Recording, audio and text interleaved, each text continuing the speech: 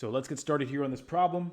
And the first thing we're going to do for anybody who's watching their first word problem here, the first thing we're going to do is we are going to read the question sentence first. So the question sentence says, hey, look, if there are 8 birds, how many fish are there? One more time, everybody, let's think about it. It says, if there are 8 birds, how many fish? So here's what I'm going to do. I'm going to just notice that from the get-go, we're being told that there's a comparison. We have this many birds. How many fish? So if I write this down, I'll say I have 8 birds, and that's being compared with blank fish. All right, everybody. So before I continue, can we agree, though, that we saw what we saw? We saw the comparison between birds and fish right there in front of our eyes? Because that's going to be a key detail. This is going to basically set the stage for where your confidence comes into play. If you can see that from the question sentence, and then at the same, in the same breath, right after that, notice that they say in a pet store, the ratio of birds to fish is 2-9. Take a look. We just saw the comparison between birds and fish. Then we see that comparison again between birds and fish. That's not a coincidence. When you see the same things being compared in the same way, that is a proportion word problem. One more time.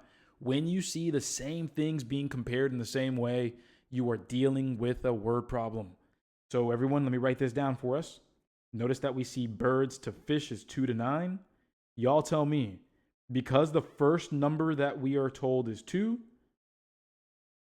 and because the first word that we use is birds, yes or no, everybody, birds is represented by 2, fish is represented by 9. Because of, again, the order that it was written. The first number and the first word go together. Yeah, exactly. So boom, birds is 2. So we'll go ahead and write 2 birds. And then fish is second, that's 9. So we'll have 2 birds to 9 fish. Now that we're here, and I'm going to make this even clearer for those of us that are here live and watching the recording, I got y'all. Let me go ahead and mark the birds here as blue, showing 2 as the first one. And then I'll mark in green fish as second, and 9 is the second number. So just making sure it's very clear to us. Now, before I continue, let's go ahead and just recap here. This is what makes proportion problems easy. Everyone, do we notice that we are comparing the same things in the same way? On top, comparing birds to fish. On the bottom, comparing birds to fish. Can we agree that, yeah, the same things are being compared? Boom, and there's the key to victory. There it is. That is 100% it. Watch this. I am now going to set up my proportion. You know that fancy equation that basically is like, hey, here's one fraction being equal to another fraction. That's what a proportion is. Let me show you here. I'm going to compare 8 birds to F fish, because I don't know the number yet. So I'll compare 8 birds to F fish. And all I got to do is make sure that if I'm comparing birds to fish over here, I compare birds to fish over here. 2 birds, 9 fish. We're good to go. Booyah. One more time, everybody. Can we confirm? I want to make sure that we're really solid on this. Do we see that on the left side, we're comparing birds to fish? On the right side, still comparing birds to fish. Can we confirm that? This is where learning gets fun. This is where learning goes from, man, I don't want to do it because I don't know how to do it, to, oh, I think I know it, now I want to try it. This is where that happens. Now that we're here, everyone, what can we do? We can cross multiply and divide. Or we can try to compare things in the same way. I'll show you both. Number 1, let's cross multiply. So I'll go ahead and start off by doing 2 times f. That'll just be 2f. And then I'll cross multiply the 8 and the 9. Help me out, everybody. 8 times 9, what's that going to be? 72. Okay, 2f equals 72. And so the last thing I'll do now is I'll divide both sides by 2, right there and there, and we're good. because we're going to cancel out on the left side to give us f by itself. And then I'll just do a little bit of long division. 2 going into 72. It'll be 36, but I'll just go ahead and show you anyway. 2 going into 7 equals 3, because 2 times 3 is 6. We'll subtract that 6 to get 1 left over, and we'll drop that 2. Once we drop that 2, everyone, 2 goes into 12 how many times?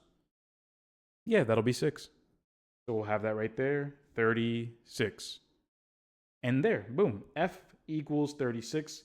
That's how many fish there are. But before I mark that final answer and continue, let me show you how we could have done this another way. So let me just take all of this over here, move it off to the side, and I'm just going to show you. If you know how to compare the same things in the same way, you might have noticed this. You might have noticed that right over here, if we're trying to get to f, we can try to go from top to bottom, or we can try to go from right to left. And guess what? Everyone, from right to left, how do you go from 2 to 8? Yeah, going from 2 to 8, starting from 2, we would multiply by 4. 2 times 4, that gives us 8. Absolutely. Now, if we take a look at the bottom, everybody, we got to follow the good old math Bible. And if we are going to go ahead and compare something one way on the top, we got to compare it the same way on the bottom.